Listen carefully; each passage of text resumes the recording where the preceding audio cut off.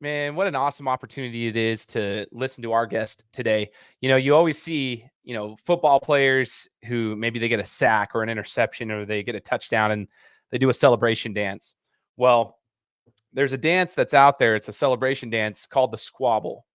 And today we're going to actually be talking to the guy who created the dance, who created it. And he's going to talk to us about the origins of this celebration and, how it started going viral, when it started going viral, where it's at now. There's some things about video games, different places like different seminars and all sorts of things, man. I'm really excited about it. But outside of that too, we're going to learn about the Squabble, but we're also going to learn about this individual as an athlete and where he played football growing up. We're going to learn about Snoop Dogg, not only as a rapper, but as a coach, where he played for Snoop Dogg when he was in the Pop Warner leagues when he was younger.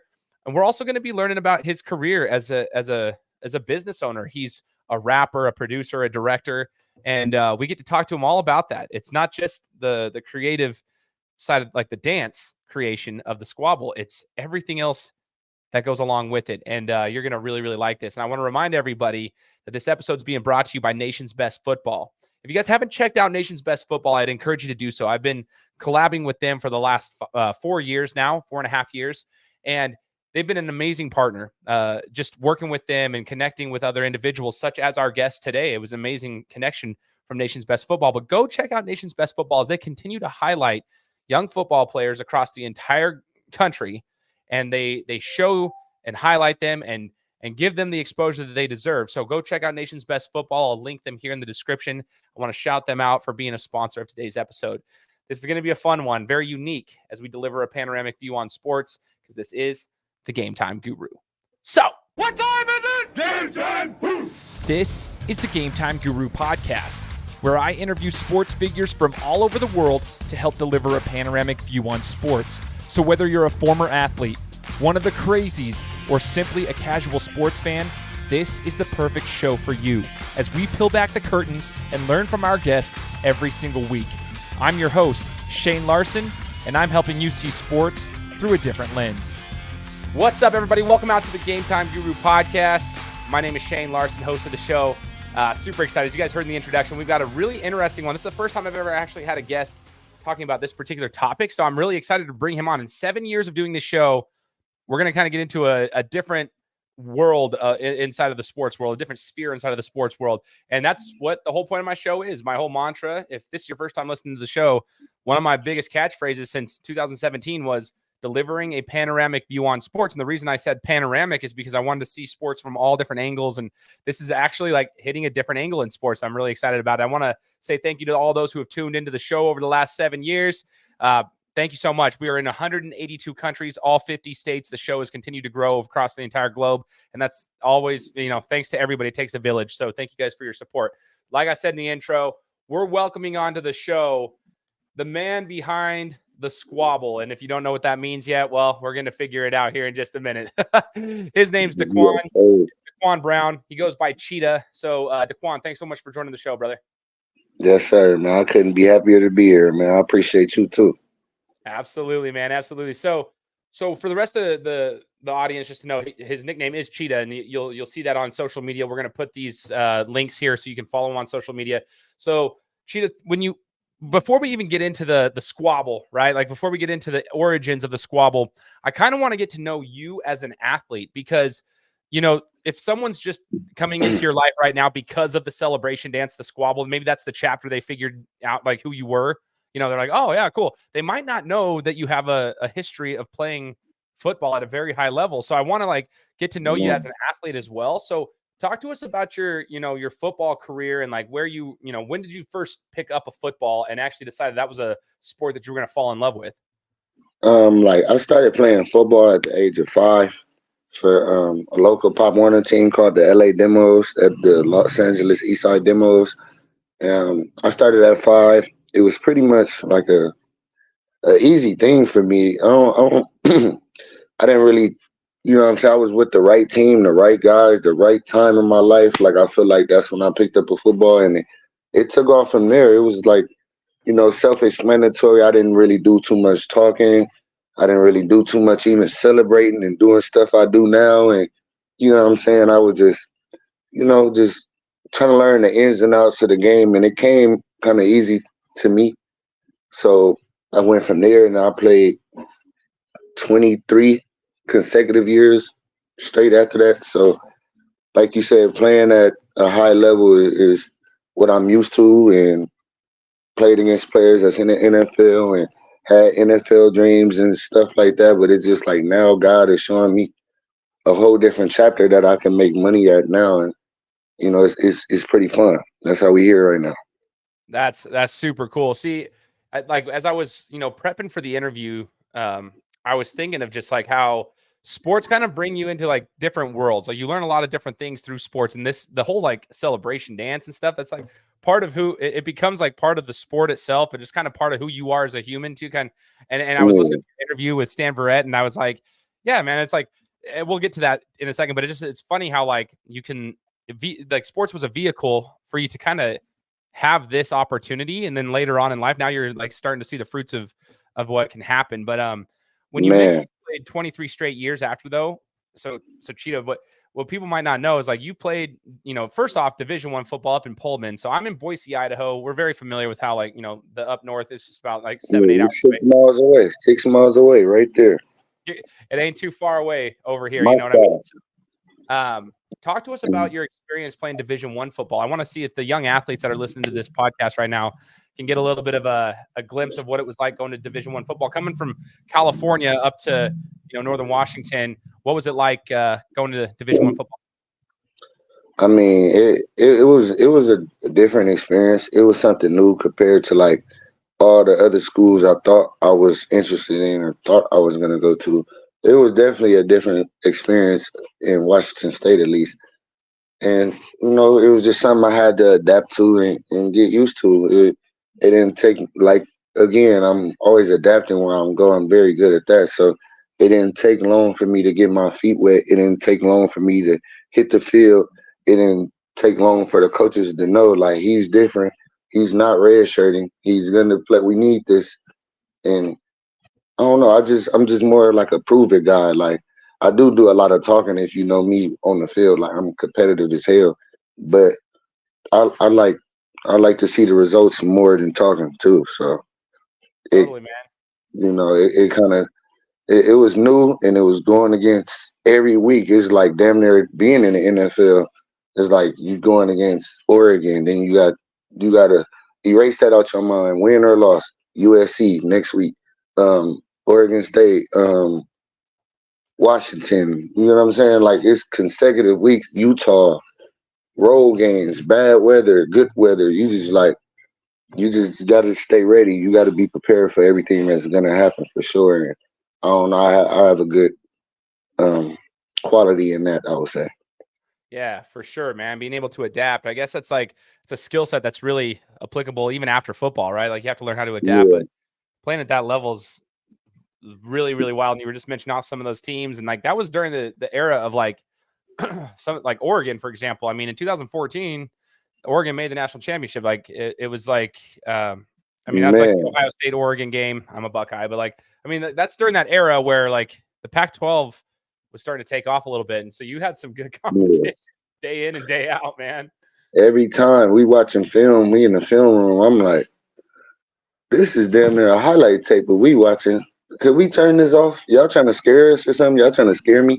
Like y'all want like you got DeAnthony Thomas, you have Mariota, like Royce Freeman, everybody's running fast, hurry up offense.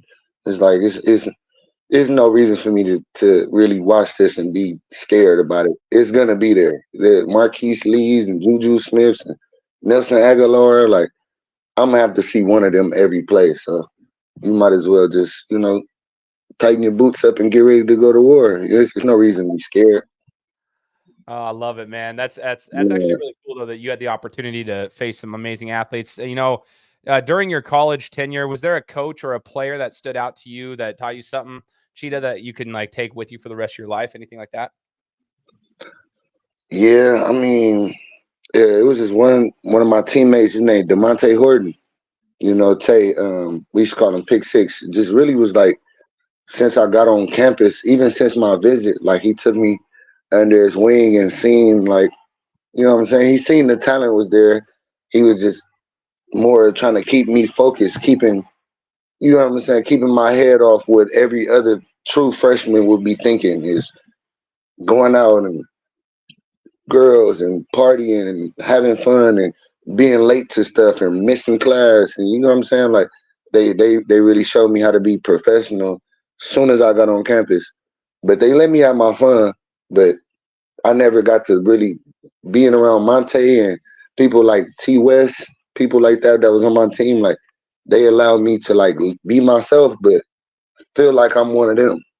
And they were older, they were seniors. So I think they really just showed me really the professional side of all of this and what's to come after this, and not just live in the moment, live for, you know, the legacy that you're building here and the name you want to create, the name you want to leave behind, stuff like that. Like DeMonte Horton and Theron West for sure.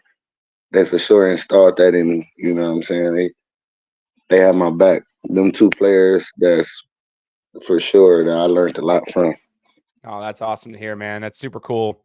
I mean, I love hearing from athletes like yourself, just kind of like who stood out to them, who was a mentor, or who did they learn something from, just because you never know when you're going to make an impact on somebody. So I want to encourage other athletes as well to like remember what Daquawn just said right here is like, just remember you need to, you're setting an example for other people too. So maybe you can be that person that helps out the person that's coming in, whether you're in high school or college or whatever. Like if you're at the professional level, great. But like maybe you can be that mentor and help them out and show them the way. So it's, you never know who you're going to impact.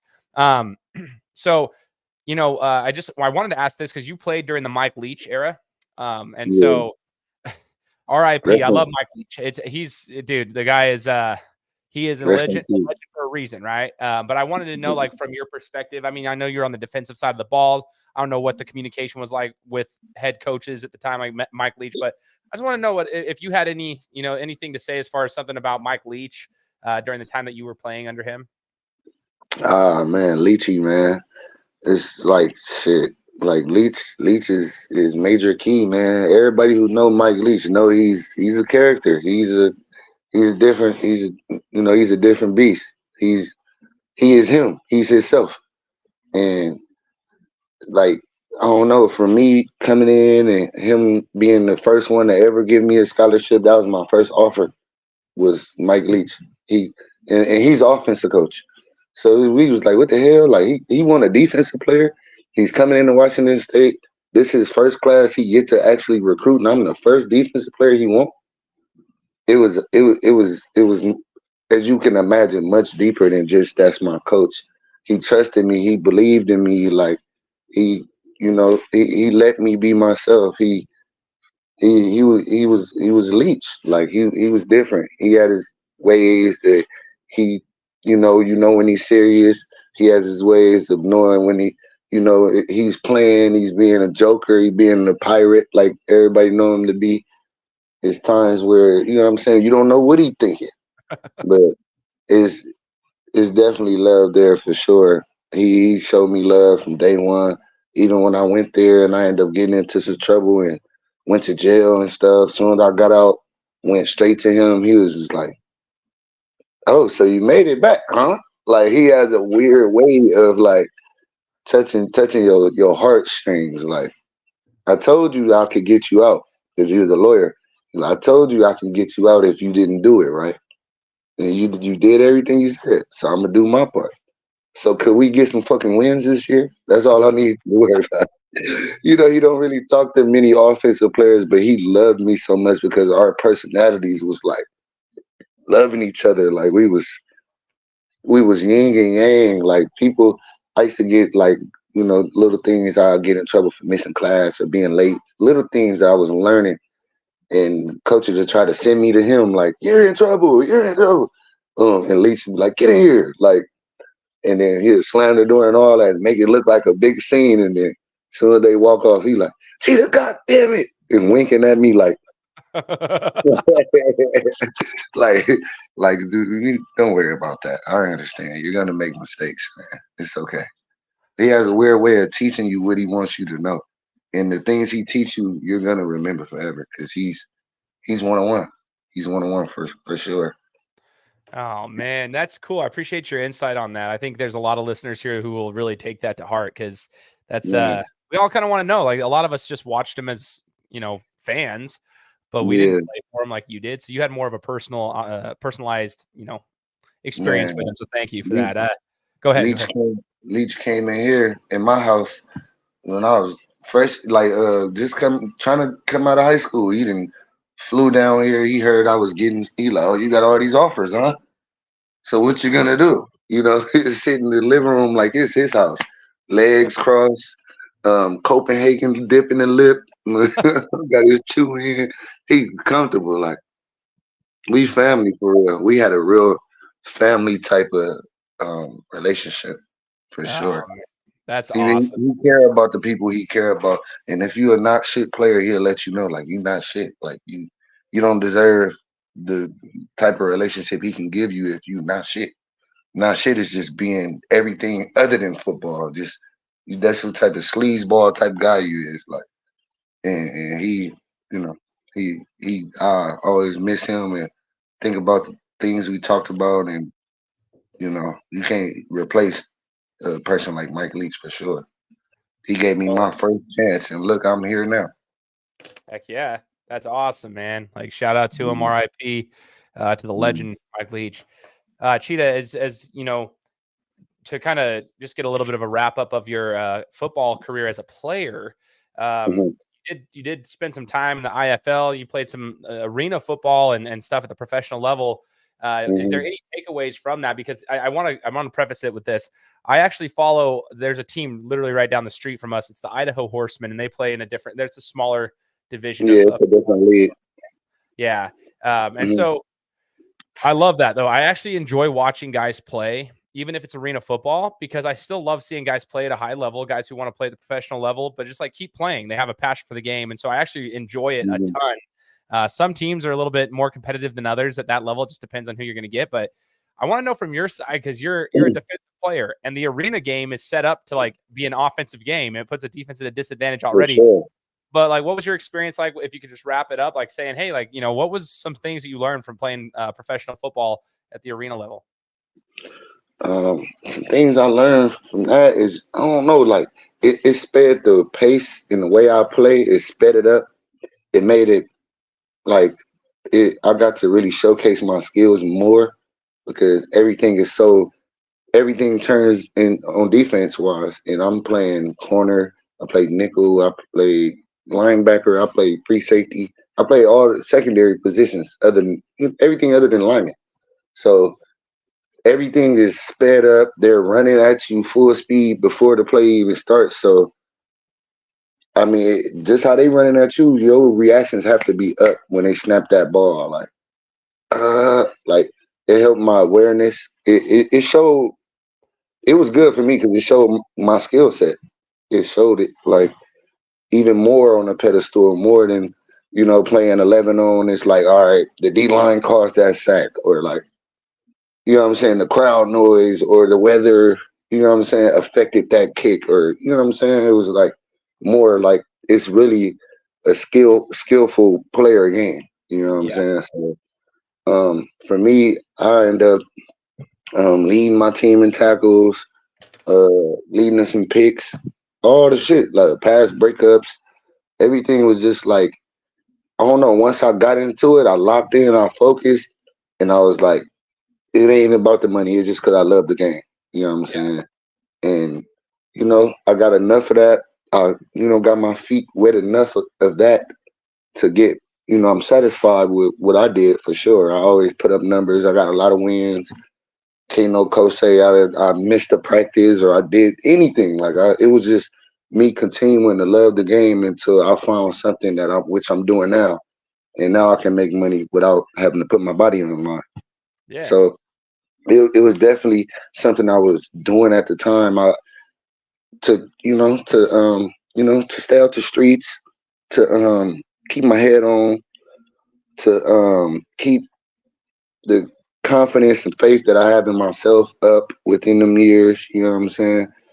And you know what I'm saying. I did my thing. I enjoyed it. Win, lose or draw. Like I earned the respect of grown ass men again. You know what I'm saying? As a young one out there starting, youngest on the team, leading this and this, doing this, like just like when I got to Washington State, I had to adapt and I adapted, and you know, it's cool. I met a lot of good relationships, a lot of good people that's really working hard that deserve chances, and I'm sure they'll get that too if they keep working towards it. But it was a cool experience for me. Got to travel the world uh, some more. You know what I'm saying? See different things, meet new people, build relationships and connections that's I can use now in life because I'm content with football. I don't need that no more. I use football to get where I'm at now. Yeah. I Man, was so caught up for a long time just thinking football, football, football, football, football. And tired to really have a real deep conversation with a female that I was dealing with. Like, what you gonna do when that shit done? You know what I'm saying? And my eyes sounding ignorant, thinking, I'm not done till I'm done. Like, you know what I'm saying? Like, prideful as hell. Like, I'm not done yet, though. Let's talk about it when I'm done. But God ended up showing me other ways now to where I could go if I want to. I could stay if I want to. But right now, I'm enjoying this. You know what I'm saying? I'm getting the recognition that I need with the helmet off now. People are seeing my face now. Like, oh, that's him. Oh, I go places now. I can't go nowhere without people like, that's him. Like, that's Cheetah. It's a Squabble man. That's Squabble man. Something like everywhere I go. It was already like that because of football, but now you adding this degree on there, like this extra. It's like, I don't know. I just gotta thank God for where I'm at, man, because yeah. it could be worse. Oh, absolutely, man. He's definitely guided you in the right place, and he's given you, the leverage of a sport that you were really good at. Used it as a vehicle to get you kind of where you're at and allow you to meet new people and network. And now here you are. Like, it's all part of the game. It's all part of the plan. You know what I mean? Yeah, you're right. Now it's time as we take this interview to the really good like substance here, which is indeed now we've got to know you as a football player and as a human. We got to kind of see what your passion is, what your story was. But then, like we said in the introduction, and then like here, you're the creator of the celebration dance, which is called the Squabble. The Squabble is what they call it. Yeah, boy, that's what we do. It's funny because it's funny. Daquawn, I was talking to Bob Smith from Nation's Best Football, and he goes, "Hey, I got somebody that would be a good interview for you." And he tells me who you are, and he's like, "The celebration dance, the Squabble." I didn't actually know it by the name, but then I'm like looking at all the stuff. I'm like, "Oh yeah, of course." And I mean, yeah, it's just I know what it is. I mean, I'm a football fan. I just didn't know by the name. I'm like, "Holy crap!" The dude created it. Like it started to hit me. I'm like, that's actually pretty freaking cool. I've like never actually talked to somebody who created a dance or a celebration. So yeah. to hear about the origins of this. Okay, before it even got to the big leagues, like you see the Trent Warners and some of the other dudes, they're doing it in the NFL. But when did it actually? When someone says, "Hey, I created that," what does that mean? When did you create the celebration dance? I made that dance. It was 2011, and I was 10th grade. I was 10th grade going to 11th grade, and I was playing NCAA, playing the football game. Me and one of my close friends, we was going back and forth. I think I had Florida State, he had Washington.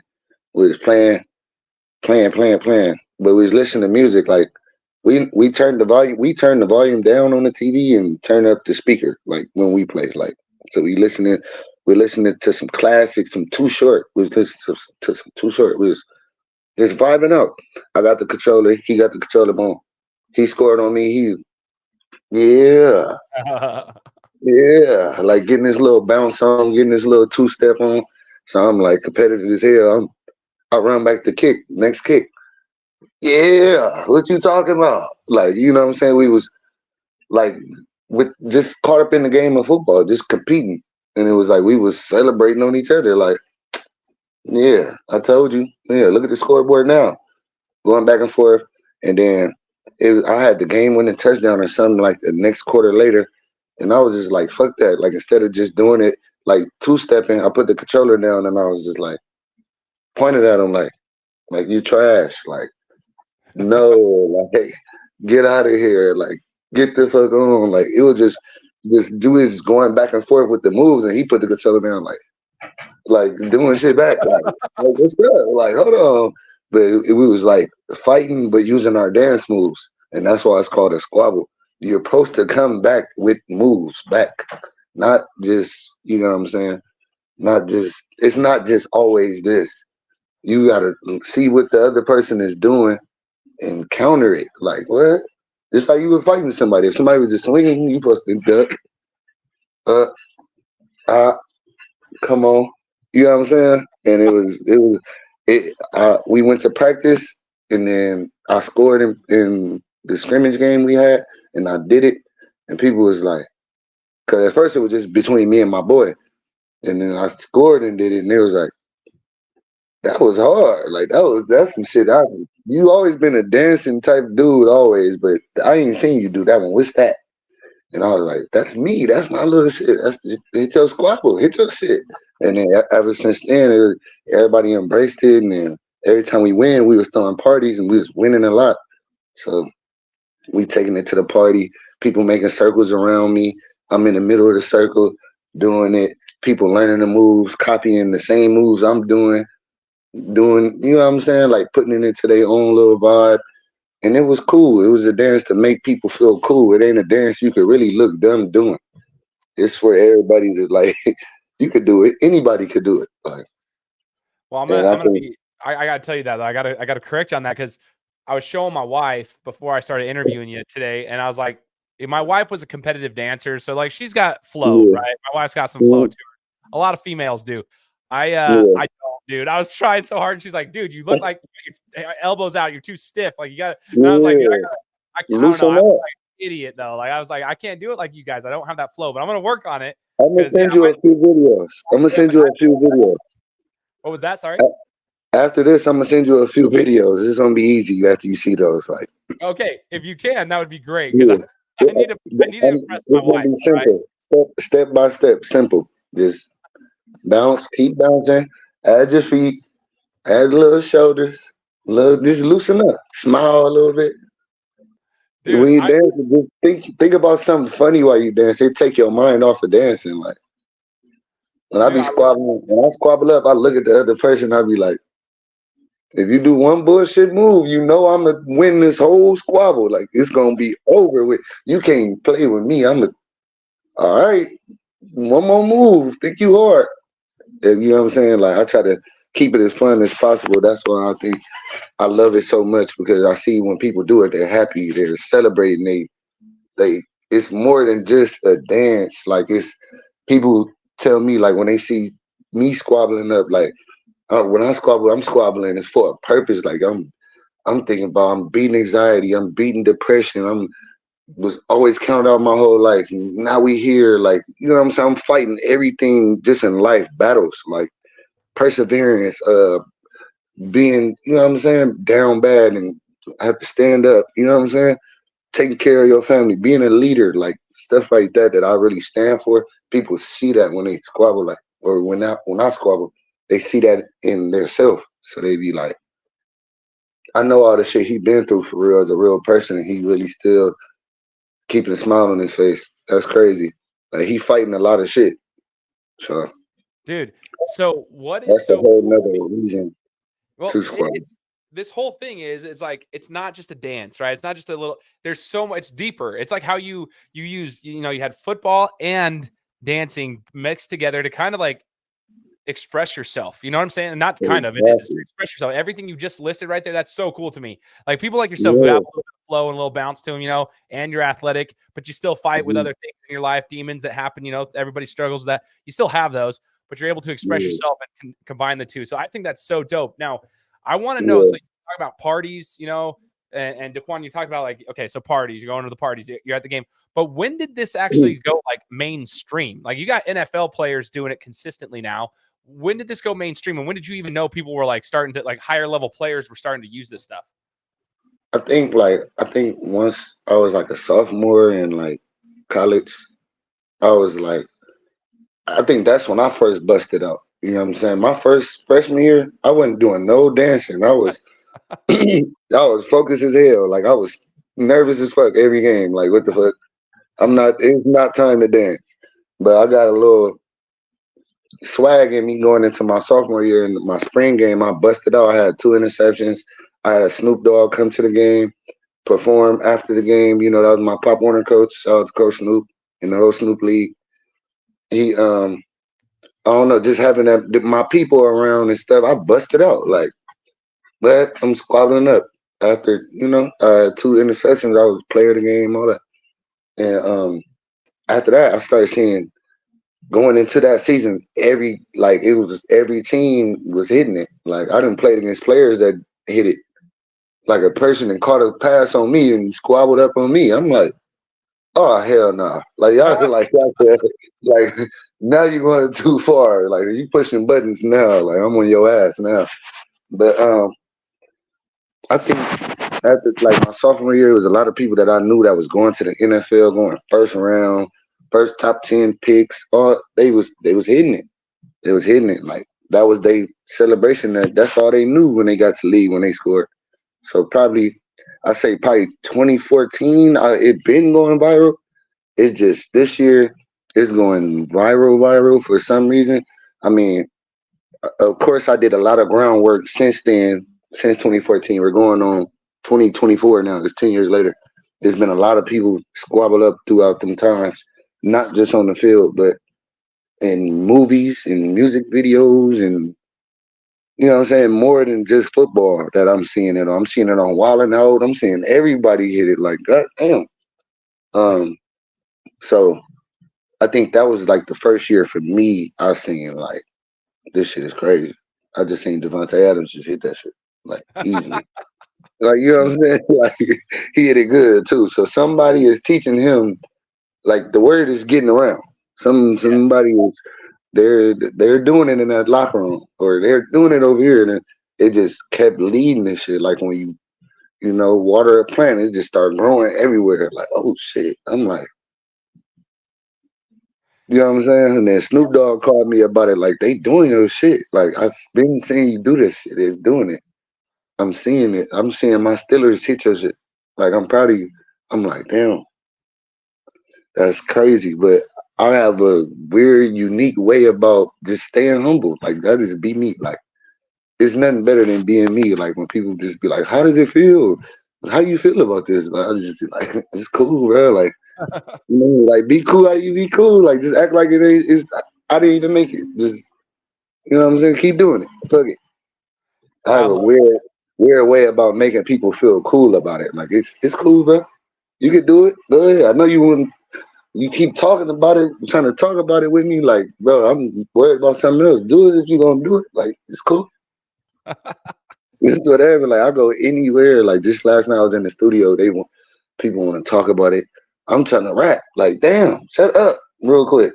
They told you didn't make a Squabble song. Like, bro, shut up right now, please. A little, not too much. Like they be loving it more than me. It's crazy. No, man, that's cool though. It's cool that you're humble about it, but that's also to me, it's super cool that you had something and you. I guess it kind of went viral before like social media was really going viral. You know what I mean? Like social media existed in 2014, but it wasn't until like 2018, 19 that social media really started to pick up to like push things viral. And then TikTok came around. So TikTok can make things viral pretty quick for content creators. But like it shows that it was a pretty cool thing that caught on, within that sphere, the hip hop / football / whatever, like that sphere. Yeah, just life, going through life. You got to squabble through life. You got to keep running like Temple Run. Like you got to keep going. You got to get through it. You got to squabble through somehow. You got to stay happy and stay pushing forward. Don't let everything just burden on you. Fight back like you can. It's okay. It's okay to do it in a cool way too. You don't got to, you know what I'm saying, do the bad things in life to be cool. Like you can. You know what I'm saying? There's other ways to be cool. You can fight with just by dancing. You don't need to be putting hands on somebody. Yeah, exactly. You don't really got to fight them. I'm not saying squabble them. I'm saying y'all have a friendly fight. You know what I'm saying? Like that's so cool, man. That's so cool. Yeah. Like so that's better. No, I love it, man. I want to ask you. So so you mentioned rapping too. So are you an artist right now that's also putting out? Yeah. Okay, so do you have anything like on Spotify or YouTube, anything, CDs, anything? can really. Yeah, I got a few. I mean, I got a few things. It's not on all platforms yet, but I got a few music videos out. You can check them on my page at Cheetah Going League. You can check. Go down to. You can kind of see the beginning of my page when I first started rapping compared to now. You know what I'm saying? I do a lot though. I don't just rap. Like I manage other artists too because obviously I have a lot of connections to people I know, and if I don't want to rap, I know people that's good as hell in rapping. They just need to be in these rooms that I could put them in. So I'm also manage, also direct behind the scenes the video, like I'm direct videos. I kind of do a lot, everything with it. Like I'm learning. I know how to make beats. I'm learning how to engineer. I'm just learning everything about it. It's like kind of getting your skill set up before starting to play. You know what I'm saying? Yeah, yeah. No. I can easily play. All my friends think I'm the best rapper because we've been rapping since we was 7, 8 years old.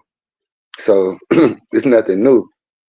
And I'm more confident than a lot of my friends, just off the strength of just who I am. So yeah, I'll be rapping for sure. Oh, I love it, man. I love it. Now, real talk, is Snoop Dogg a better rapper or football coach? Oh shit. Oh, that's a great question.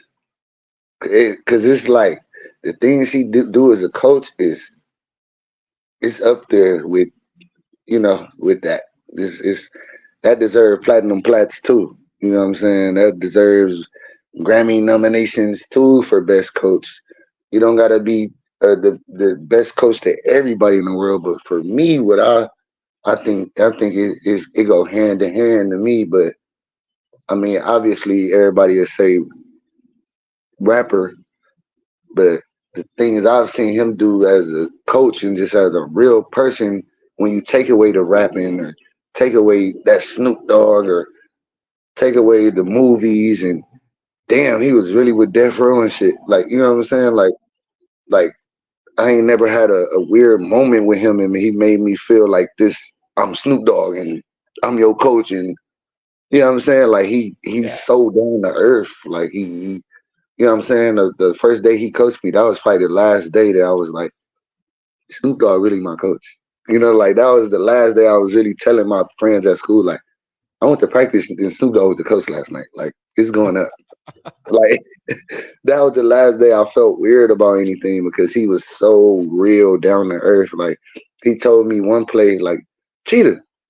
Like, cause I played against Snoop. So Snoop came to get me to be on his all-star team. So when I'm on his all-star team, then he paid me to start and running back. I'm like, oh, you choosing me over players that's on your team to start? Like you got John Ross right here, the fastest 40 time ever. Like, but you want me to ground and pound it out? Like, really? You're like, yeah, you start running back. All right, go in there and tell the quarterback, get loose, 22 gin and juice special. I'm like, he just said a whole rap lyric, and that's the play call. Like, it was dope as hell. I'm running back into the huddle like, gin and juice, get loose, 22 special.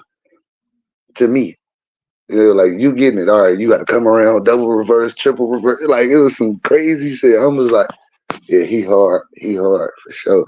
And he got your back. He got your back like to the death. He on some Nick Saban shit. Like, you know what I'm saying? He called. So I say a coach. Yeah. Not taking away from his music because obviously he's crazy with the music. That's obvious, plain sight to see. But this is the side that they don't see. That's why I always shout him out. Like, damn, he didn't put me in commercials and episodes of VH1 and shit. We didn't even know it was recording, and everything felt natural. It never was weird. Never was weird. That's so cool. See, like one day, maybe, who knows, like maybe I can get him on the show to talk about the sports side of him. Because like you said, like I grew up, I listened to him all the time as a rapper. I knew all his music, but it wasn't until like probably in the last 5 years, Daquawn, that I actually kind of realized that he was in the sports world pretty heavily, actually, and he's good at it. So, that'd be so sick. Because like that's the cool stories I want to hear. Like when you just shared that, that's cool. I hope people listen to that and rewind it and listen again because like, Snoop Dogg, the same Snoop Dogg, like is that the same guy? That's probably what people are thinking. They're like, hold on a second, did we just? He had a whole football league. Like I swear, like all the players damn near somewhere. It's probably a Snoop League player on every team in the NFL. So imagine our competition growing up. Every game is like we have all our teams is like the NFL. You have the Long Beach Browns. You have the Pomona Steelers. You have the LA Eastside Packers, like the Green Bay Packers. You know what I'm saying? Like it was you got the Ravens, you got the you know what I'm saying? The Patriots, Long Beach Patriots. Like it's like he knew what he was doing. Like I think like he was definitely smart for the way he did that league because we already felt like we was in the NFL as kids. Especially when you make the All-Star team. Oh yeah, he draping you down, fitted down. High top Converse with the you know what I'm saying? We dressed up like him when we coming on game day. Like what? Chucks on. We was swagging the Chargers. We had all the Raiders. So it was like, you know what I'm saying? Think like my main person I used to like my rival clash used to be John Ross. We was like when we play each other, you already know it's gonna be sold out. Like Ross fast as hell, you know, he hitting that outside. I'm gonna have to go catch him. And then with me, was more power thunder, you know, like a Lindell White type running back. I'm running through shit. So it was like, you know, we had lightning like Reggie Bush and Lindell. Once we got on the same All-Star team, it was like that. And it was cool. All of us still cool to this day. Like all of us was start off as we all playing against each other. Then like shit, they sent us home and they was going to the championship, but Snoop still like, hey, don't trip, don't cry. You coming to Florida with us. Don't even trip. I'm like, and then shit, 3 weeks later, I get a fucking mail. That's how you know it wasn't social media back then. I'm getting mail like, oh, you've been invited to the get ready. You have a flight. Here's your flight. You go to the airport this time. I'm like, me and my family just like, what the hell? Like, this is crazy. And Snoop he got a weird way of making you feel special. Just like Mike Leech. Yeah, dude. It seems like you've had some really cool coaches and mentors, man. Like what Man. a opportunity, man. It's cool. But now you're writing your own story and you have the opportunity to do that for other people too. So Cheetah, with wrapping up the interview, I kind of want to know, like, you're working on these skill sets. You know, you're rapping, you're producing, you're directing, like you're doing a lot of stuff. So what should we expect to see from Daquawn Cheetah Brown in the next 3 years? Like if you had a goal in mind, I know you're probably going to be living for the moment, but you're working on some things. So if I were to say, hey, 3 years from now, where should we expect to see you, man? Oh man.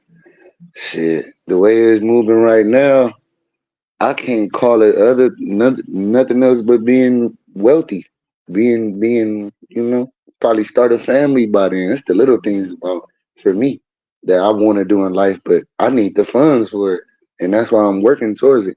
So I can see myself probably number one, starting a family, stop messing around with all these, you know what I'm saying, these other, you know, finding my one like partner in life. Two, being wealthy, being happy, you know what I'm saying? Expanding a lot of the things I'm doing right now. A lot of things I've done, a lot of people haven't done. So it's like I'm always thinking like, what's next? What's next? What could I do? Like all my old goals, I already completed them. So it's like, really, I say, you know, well off somewhere. That's a long time too. Things could happen in a week, a month. Oh, yeah. It's like I got my dance on Madden. I own my master's royalties to everything I'm doing. So it's all money in straight to me. So it's gonna be a lot of money coming in for sure. I'm about to be on Fortnite.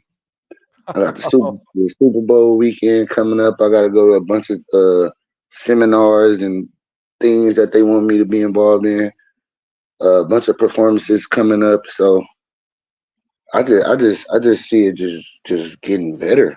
Like I just see everything getting better. It's been a long time, like since I felt like this. Like probably in my life I've never felt like this. So running with this momentum right now, it's like damn, I'm like Sonic. Like I'm going straight to the coins right now. It's like that's like you feel me? That's everything what I'm doing right now. So I can't see myself being like, I just want to stop doing this and live regular again. Like, nah. We had too many years of struggling. So I definitely see myself being, having a family, being happy, being wealthy, and taking all these things I'm doing right now and creating more opportunities for my city, creating more opportunities for the youth, for people who deserve chances. You know what I'm saying?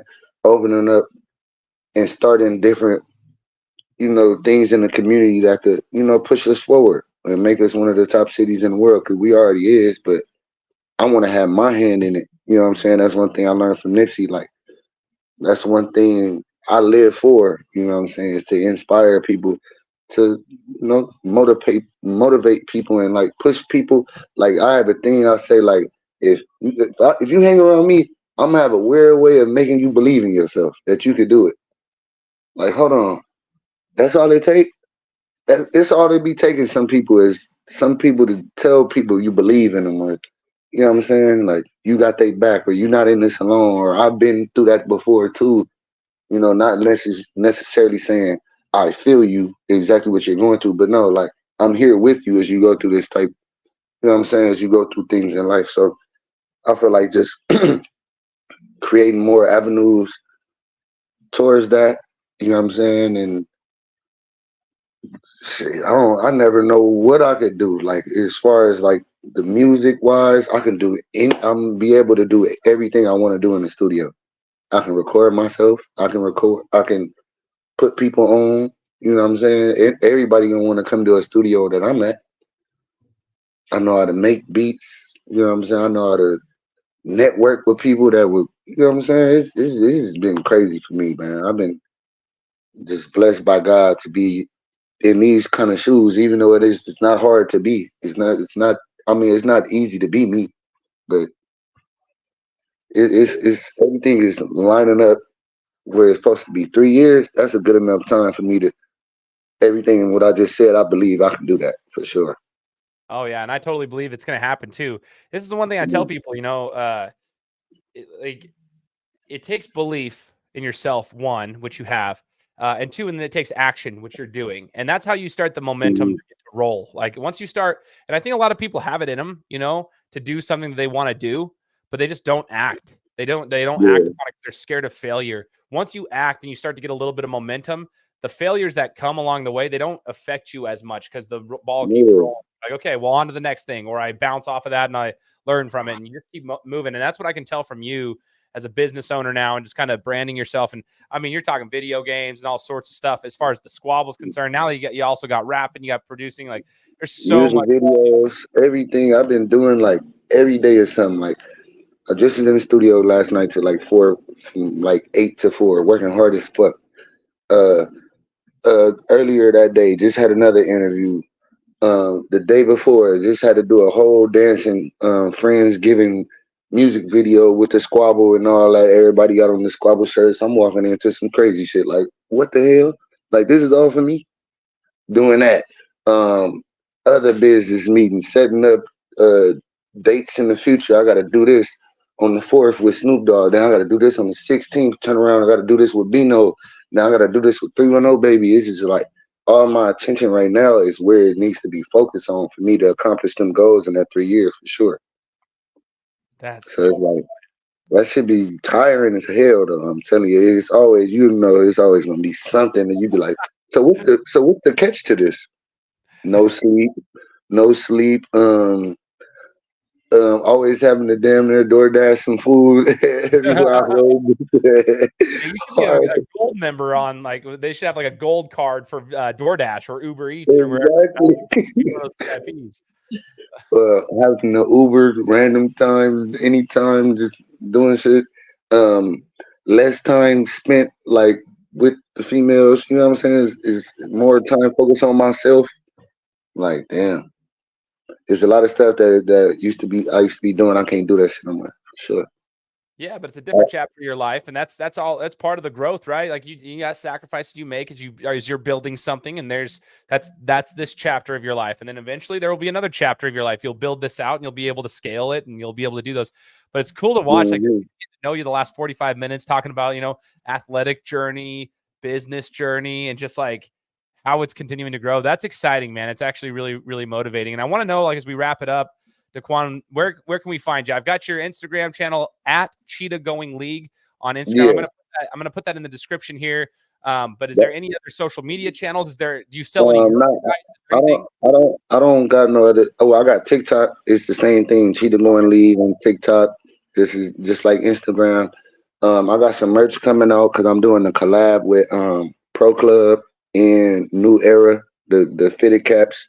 So I'm gonna be having some hats, some Dorsey hats like from my high school, some Dorsey hats like, you know what I'm saying, with the little cheetah logo. However I'm about to do it, I got that set up with the teacher man how to Squabble shirts from with the little dude from Snowfall. I forgot his name. The dude from Snow Franklin. I'm gonna have him a picture of him on the front with the teacher man how to Squabble on the back. You know what I'm saying? I'm gonna be selling those coming out when I come out with the real model that I want. I already seen and tested out of, you know what I'm saying, people like it. I done gave it to a few people, like I done had private chefs come over and cook and shit, and you know, I gave them merch, they like it. Like, oh shit. Gave some people at ESPN when I went to their headquarters, gave them shirts. Gave Kendrick Perkins a shirt for his birthday. It was his birthday. It was his birthday when I went. And they told me that was his birthday. So I'm like, let me go back to the car real quick. I got something for you. I know you can't fit a large, but you can give it to somebody. Everything just going how it's supposed to go. But that's for sure coming out. I got some merch coming out for sure. More music coming out. More artists I'm gonna be producing and putting on, and y'all gonna see them blossom like a few of them is doing right now. So I don't know, I'm just trying to keep working and staying humble and, you know, keep putting God first so I can get, you know, change my whole family perspective. They depending on me. Yes, sir, man. You know, there's a quote out there. I'll say this as we end it, is there's a quote about a transcendent character in each family. Like there's always the one that can completely change an entire family's like trajectory forever. And I know a guy named Ed Milet. He spoke about it on stage at one of the events I was at. He's talking about that. He's like, I am the one. He's like, I'm the one who changed my entire family's trajectory because, you know, we made it by, but I decided I was going to do something different. And so the rest of my family from here on out, our entire heritage, it'll be changed forever. And it sounds like that's exactly what you're doing too. So I'm looking forward to seeing how you switch things up and how you continue to build. I'm going to put this here in the description. I want to encourage all the listeners today that have tuned in. Please leave us a review on Apple Podcasts and let us know something that you liked. I would love to hear from you guys. And again, I just want to say thank you, Cheetah, for chatting with us about the Squabble. And we'll be coming to you guys next week with another interview. Take care. Guys, thanks so much for listening to another episode of my show. Now, if you could go and do me a favor, head over to iTunes, give me 5 stars, and leave me a review, it would be greatly appreciated. Thanks, guys. Appreciate your support.